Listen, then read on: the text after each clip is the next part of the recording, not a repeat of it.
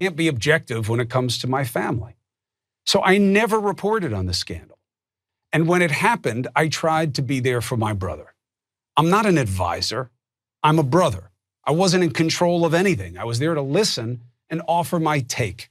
And my advice to my brother was simple and consistent. While it was something I never imagined ever having to do, I did urge my brother to resign when the time came.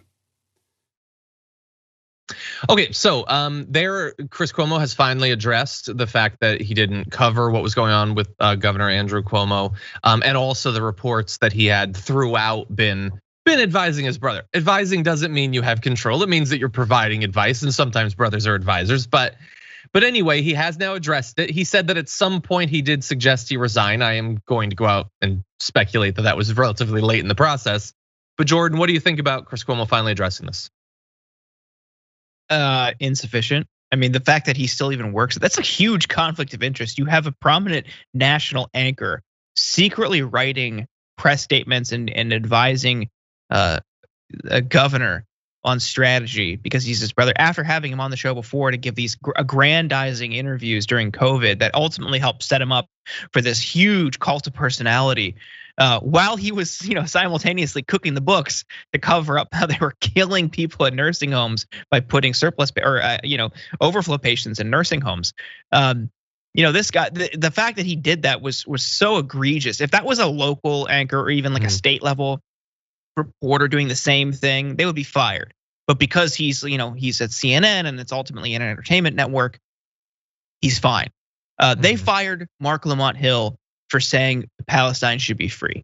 They fired Reza Aslan for a really low level, something I might even be allowed to say on the show about Donald Trump.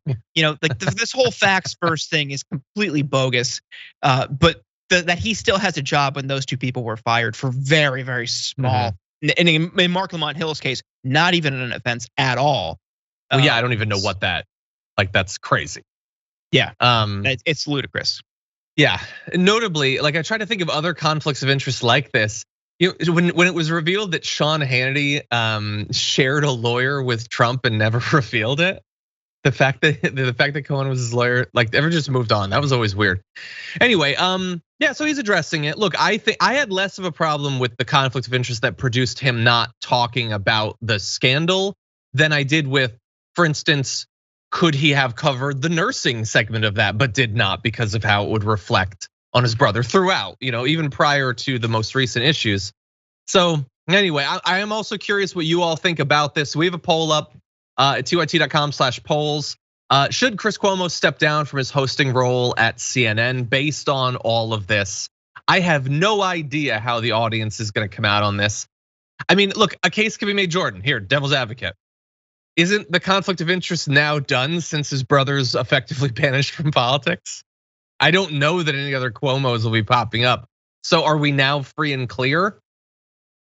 Wouldn't that though reflect his character? Wouldn't that show that this is somebody who you would need to worry about going forward? If there is, some personal connection, brother or not, to me, that's okay, this is a permanent red flag that he was, that's pretty egregious. That's a huge story, and he's advising the press strategy, and then all of a sudden remaining quiet about it after having this guy on before and saying he can cover him objectively. That was his justification for those interviews at the onset of COVID. So I would show this as a character flaw. Yeah. Well, I wonder to what extent any polling has been done about what his audience actually think. I mean, clearly we're not, regular members of his audience or anything like that. I wonder what they think about that, if they have a problem with it. I'm guessing not. There tends to be loyalty in those sorts of communities, whether misplaced or not. But anyway, that poll is up. We'll give you the results at some point. I don't expect that it's going to happen, certainly. And we'll see if this leads to any policy change in terms of CNN and conflicts of interest between its hosts and members of politicians. The entire thing is just far too incestuous. That I think is the far bigger problem than just Chris Cuomo. The fact that you could produce something where you have the governor and the host from the same spot. But anyway, that's what I think.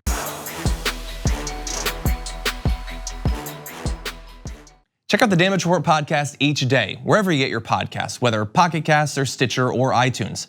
You can join me as I give you the news and stories you want, with a range of co-hosts and interview guests jumping in on the fun each day. Again, that's the Damage Report, wherever you get your podcasts. And if you get them at iTunes, don't forget to rate and review. Sometimes I'll read them live on the show.